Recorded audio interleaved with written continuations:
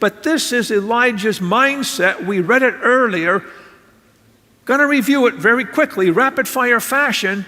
Listen to these conditions. He was afraid. He ran away from the situation. He left a friend and went on alone, wanted to die more than he wanted to live. Compared himself to others in the past. Very dangerous. Don't do that. He gave up eating. He hid in a cave, probably symbolic of his mind and heart going into hiding. He thought God should appreciate more what he did. Ever been there? Try that? God doesn't go for that. He was not thinking clearly or realistically. He assumed that great victory should lead to no difficulties. Nasty thinking. He had no hope for the future, and he lost himself in self-pity. Elijah's attitude that we just listed, it's on the screen, and his life and behavior in this state are the classic symptoms of what psychologists tell us a burnout. Emotional exhaustion, diminished interest in people and life, reduced sense of personal accomplishment, withdrawal, cynicism, frazzled, and uselessness. You ever been there? Are you there now?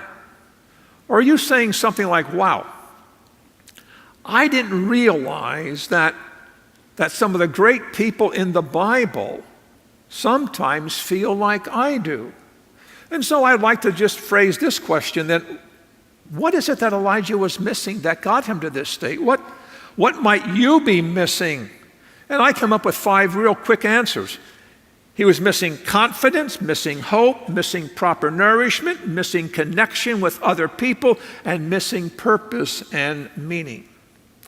Well, this message would not be complete if I did not offer some word, some thought of how can we move from such a condition or state to maybe more joyful living.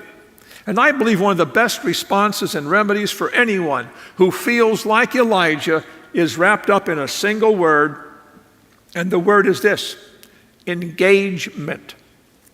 Engagement in the purpose and the meaning of what God created you to be and to do. That usually means engagement in the lives of other people. I subscribe to an internet devotional that comes from Stan Ott. Stan Ott's a former Presbyterian minister from Pittsburgh, Pennsylvania.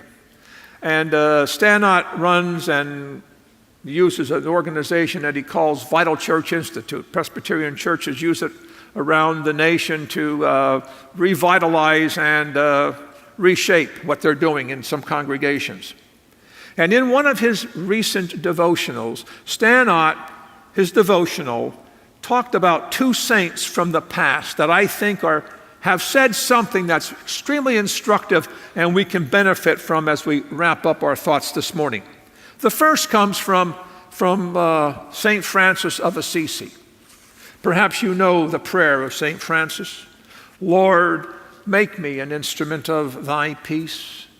Where there is hatred, let me so love. Where there is injury, pardon. Where there is doubt, faith. Where there is despair, hope. And on it goes. Stan Ott says instrumentality is a very interesting concept. Again, Lord, make me an instrument of your peace. The second thought comes from Mother Teresa, and it's where we get the title for the sermon. For she wrote, I am only a pencil in the hand of God. And then Stan Ott makes this application. The pencil, what is it? The pencil is an instrument. It is an instrument of writing. Now, who decides what a pencil writes, where it writes, even when it writes? Well, of course, we know who decides. It is the writer who holds and uses that pencil. And so we serve as God's instruments, as agents of his love, his healing, his hope, and his mercy in the lives of other people. But instrumentality can have a different twist, and Stan Ott offers this caution, and I share it with you also. When we act in God's name in ways that diminish, devalue, demean, and destroy other people, We are actually instruments, but instruments of the hateful opposite of God's gracious and loving character. And so to be an instrument of our Lord means that you and I will live in a manner consistent with the life and the love of Jesus, and that we will act in Jesus' place, and that we will act with his love and his life inside of us. Quickly, back to Elijah.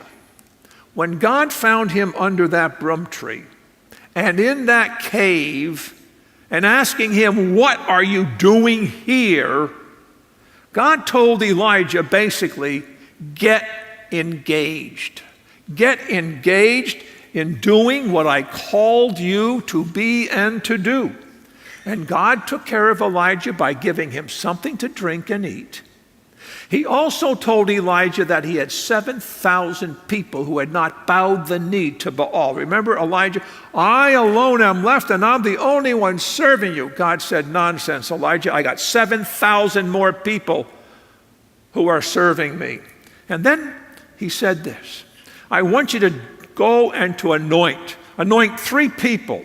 Anoint a new king over Aram. Anoint a new king over Israel. Get Ahab out of my life. Put somebody else in there and anoint your own successor. Well, now, God's not calling us necessarily to anoint other people and other individuals. But God is calling us to do what God created us and made us to be with the gifts and the talents that we have. And so, my prayer for us today is really relatively simple.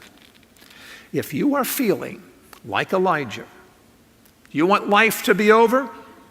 You think that no one, especially God, notices your efforts? I suggest that perhaps it's time to get engaged. Get engaged in some ministry, in some service, and you know that this church has dozens of ways of expressing ministry and mission in the lives of other people.